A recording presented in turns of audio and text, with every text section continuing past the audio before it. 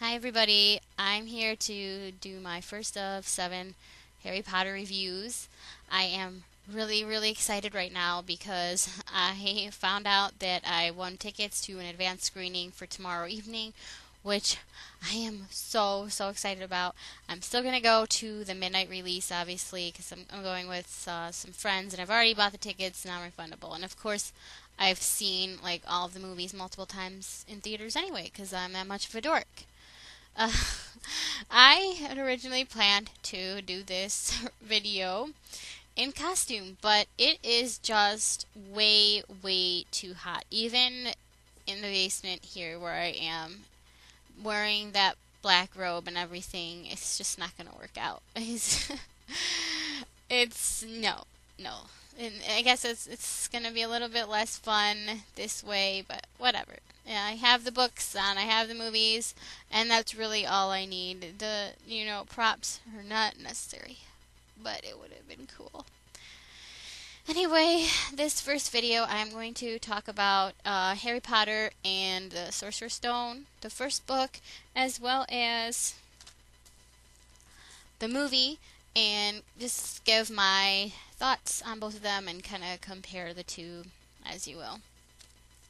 So, let us start with the book. This was actually not my first Harry Potter book because I started with the second one. Then I got and read this one after. Long story. But this, if you don't know this story by now, have you been living under a rock? Who does not know the story of Harry Potter? Okay, I actually do have one friend who has, she doesn't read anything, so she's never read the books, obviously, and she does not like fantasy or anything like that, so she's never seen any of the movies. How are we still friends? I don't know. I still love her. So, this is the first Harry Potter book. In this one where we get the whole introduction to, the magical world and all of that crap. Where Harry, who is a kind of bullied little boy, finds out that he is a wizard. And I don't think I need to give any more summary because it's all over the place.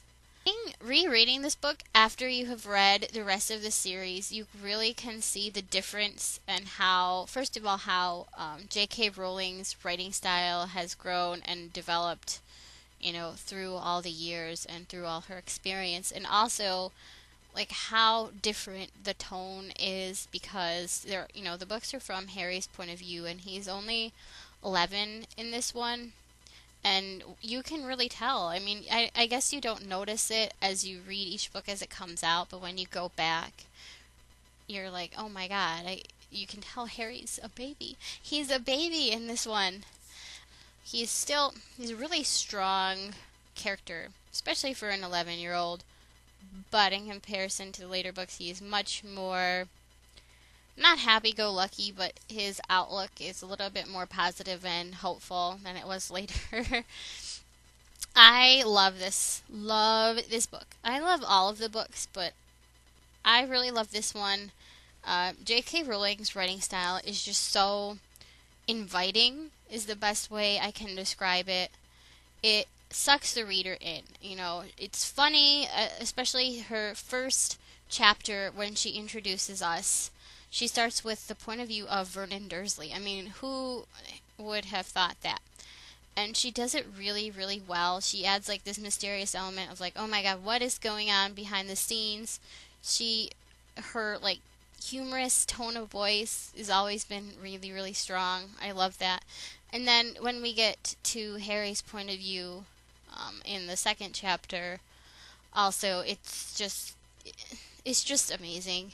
How we get to see, the magical world and everything through Harry's eyes, and it's just the same kind of experience for us as it is for him. The first time he goes in the Hogwarts Express and he goes to Hogwarts and meets everyone, it's he's an awestruck child, and we are kind of awestruck children with him reading all of that for the first time.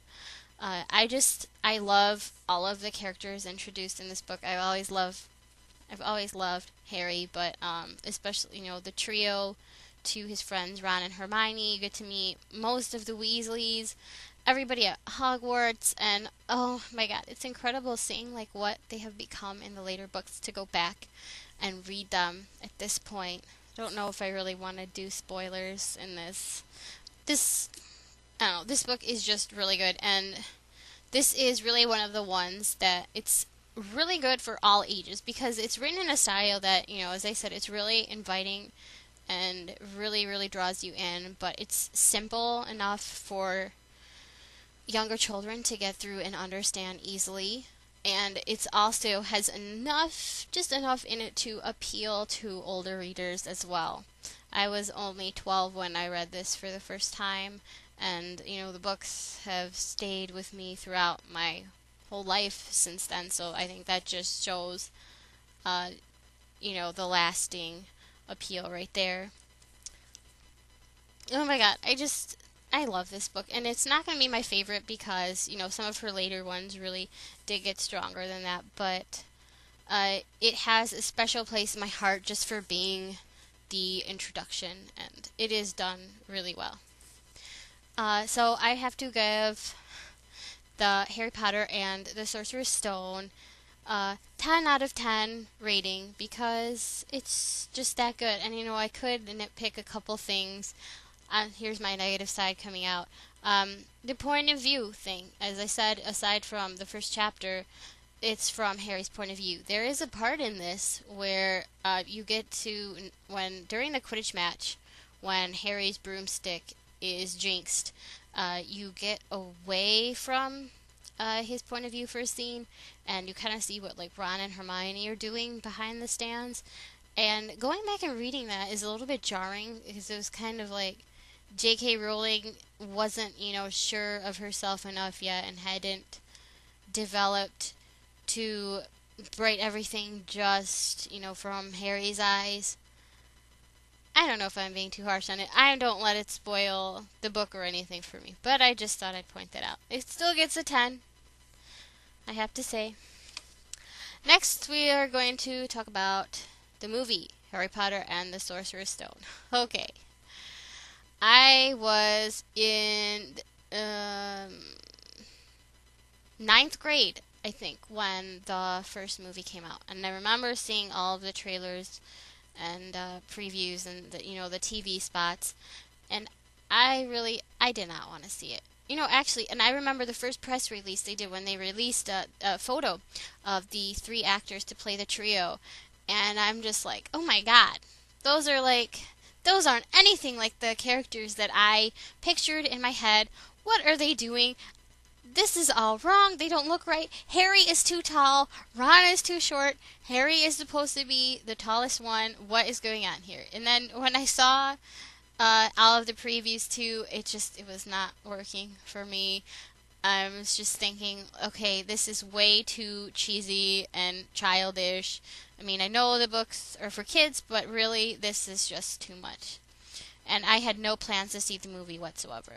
Then, not opening night, but I think the second day, one of my friends, who was also a fan, called me, and she's like, hey, my dad's taking us to see the movie. Do you want to come? And I'm like, okay, why not? So, we saw the movie, and I did not like it at the time at all. I was just like, I thought the kids acting, aside from Rupert Grint, who played Ron, I just thought it was bad. It wasn't anything like I imagined. I was a purist. And you might think, oh my god, that's crazy, because this one, the first 2 movies are the closest to the books out of any of them. So how could I not like it? Well, I was nitpicking, every little thing. That we didn't get to see, the Dursleys in the beginning, the first chapter, and stupid stuff like that. That, Harry, and I'm not going to go into all the scenes. Anyway, my friend and we were both did the same thing. We just nitpicked every little difference. And that was why we didn't like it, because it was not word for word, copied from the book, and because it wasn't how we imagined it. Anyway, so going back and, rewatching it again, which I have done so many times through the years since I got the DVD, I can appreciate it a lot more. the acting by the kids was pretty lackluster. I don't want to say anything too bad by them. You could tell that they weren't experienced, that it was like practice for them, they were not adjusted to their roles. They didn't quite know what they were doing. They were trying their hardest, let's just say that. But the adult actors that they put in this, like Maggie Smith and what's his face, Alan Rickman, all that, all the teachers and all that, were done really, really well. So I really appreciated that. I loved the special effects. Well, they weren't really that great looking back on it, like the CGI. But Hogwarts and how all of the cinematography was done, just the effort they put into the world building, I do love, and it was more magical to me, like the second and later times that I watched it. But some of my earlier feelings still remain. The kids acting leaves. I thought actually Rupert Grint was good as Ron, but the other kids acting leaves pretty much a lot to be desired. They really, really focused on all of the kiddie, childish elements in the book, and they really made this movie, more so even than the book, to appeal to the younger audience. And I think there wasn't as much in there for the older crowd. And now I could say now I almost feel like it's too close to the book in some ways, but that's not really important. I mean, the book was short, so I mean they didn't really need to cut as much out. My main problems with it are just kind of like the cheesiness. Like I said, it was just, it's more like strongly a kids movie, more so even than the first book is considered a kids book. So this movie, I'm going to give a 7 out of 10. Okay, and that is it for my first Harry Potter video. Stay tuned for the second one, Chamber of Secrets.